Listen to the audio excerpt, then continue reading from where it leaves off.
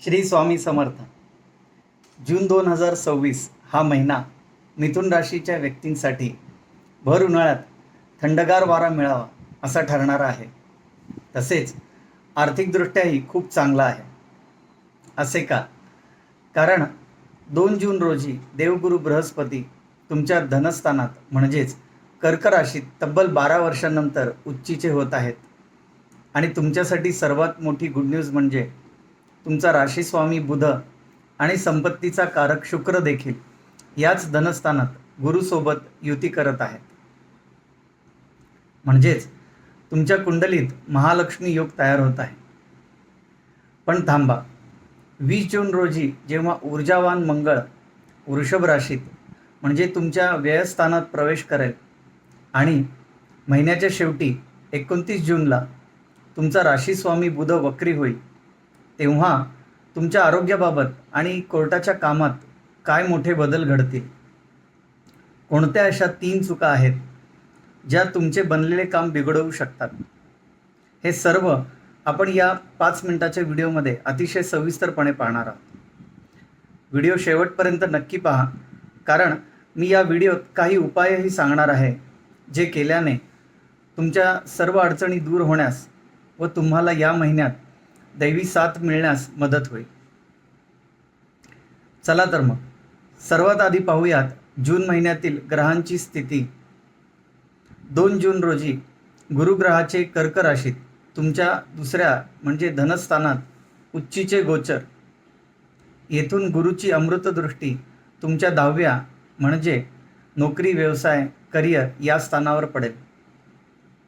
8 जून रोजी शुक्र तुमच्या दुसऱ्या स्थानात प्रवेश करेल, ज्यामुळे गुरु शुक्र बुध यांची त्रिग्रही युती होईल. 25 जून रोजी सूर्यदेव मिथुन राशीत प्रवेश करतील. 20 जून रोजी मंगळ वृषभ राशीत प्रवेश करेल आणि 29 जून या दिवशी तुमचा राशीस्वामी बुध हे वक्री होणार आहेत. करिअर आणि व्यवसायाच्या दृष्टीने हा महिना कमालीचा फायदेशीर ठरेल. नोकरदार लोकांसाठी शनी महाराज तुमच्या 10व्या म्हणजे कर्मस्थानात आहेत आणि उच्चीच्या गुरुची अमृतदृष्टी थेट त्यांच्यावर पडत आहे. याचा अर्थ कामाच्या ठिकाणी तुमची प्रतिष्ठा खूप वाढेल, ग्रोथ होईल. जर तुम्ही बऱ्याच दिवसांपासून पगारवाढ किंवा प्रमोशनची वाट पाहत असाल तर जूनच्या पहिल्या 15 दिवसात मोठ्या आनंदाची बातमी तुम्हाला मिळू शकते. वरिष्ठ तुमच्या कामाचे कौतुक करतील. व्यावसायिकांसाठीही जर तुमचा कौटुंबिक व्यवसाय असेल किंवा तुम्ही बँकिंग, फायनान्स, खाद्यपदार्थ, सोने चांदी किंवा शिक्षणाशी संबंधित क्षेत्रात असाल तर या महिन्यात तुमची प्रगती वेगाने होईल. तुमचे ग्राहक वाढतील आणि नवीन बिझनेसच्या डील्सही फायनल होतील.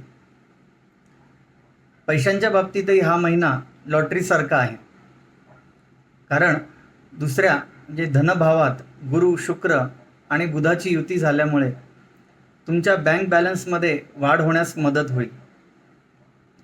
जुनी अडकलेली उधारी किंवा वडिलोपार्जित संपत्तीचे वाद मिटून मोठा आर्थिक फायदाही होईल. गुंतवणुकीसाठी हा काळ सर्वोत्तम आहे.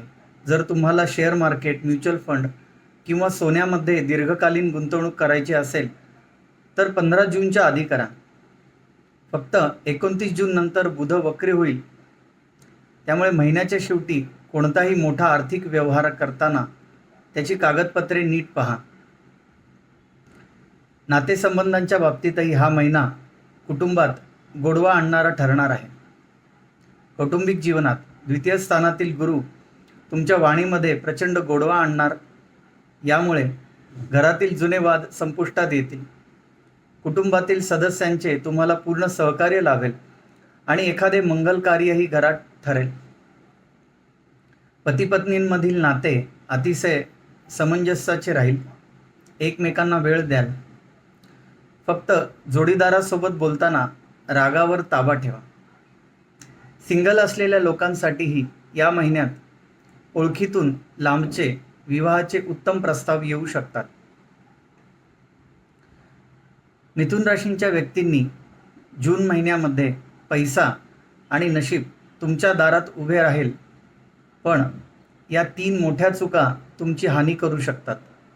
पहिली चूक, अहंकाराची वाणी. तुमच्या स्वभावात चिडचिड किंवा अहंकार वाढू शकतो. जवळच्या व्यक्तींशी उद्धटपणे बोलणे हे टाळायला हवे, नाहीतर वर्षानुवर्षांचे संबंध एका मिनिटात तुटू शकतात. दुसरी घाईघाईत स्वाक्षरी करणे, सह्या करणे. महिन्याच्या शेवटी बुध वक्री होत असल्यामुळे मोठ्या बिझनेस करारांवर किंवा पैशांच्या देवाणीघेवाणी संबंधात कागदपत्रांवर डोळे झाकून सह्या करू नका, ते नीट तपासा. तिसरी चूक, आरोग्याकडे दुर्लक्ष. शेवटच्या आठवड्यात घाईघाईत वाहन चालवणे किंवा कामाचा अतिप्रमाणात ताण घेणे टाळा. डोकं शांत ठेवण्यासाठी योग साधना नक्की करा. उपाय, मिथुन राशींच्या व्यक्तींनी त्यांचा स्वामी बुध आहे आणि दुसऱ्या स्थानातील उच्च गुरूचा पूर्ण लाभ घेण्यासाठी या महिन्यात काही सोपे उपाय नक्की करा. पहिला, दर बुधवारी गणपती बाप्पाला 21 दुर्वा अर्पण करा आणि त्याचा मंत्र ओम गंग गणपतये नमः या मंत्राचा जप करा. दुसरा उपाय, दर गुरुवारी कपाळावर केशराचा टिळा लावा. शक्य असल्यास गरिबांना केळी किंवा पिवळी मिठाई दान करा. तिसरा उपाय, दररोज सकाळी उठल्यावर सूर्याला तांब्याच्या पात्रातून जल अर्पण करा.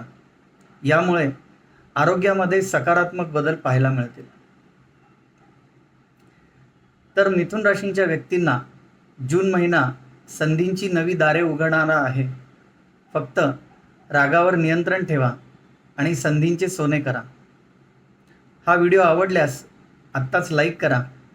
तुमच्या मिथुन राशींच्या मित्रांना व परिवारातील व्यक्तींना नक्की शेअर करा आणि आपल्या चॅनलला सबस्क्राईब करायला विसरू नका. वैयक्तिक कुंडली मार्गदर्शनासाठी तुम्ही स्क्रीनवर दिलेल्या व्हॉट्सॲप नंबरवर मेसेज करू शकता. भेटूया पुढील व्हिडिओमध्ये. सुहास दाणे, स्वामी ज्योतिष केंद्र.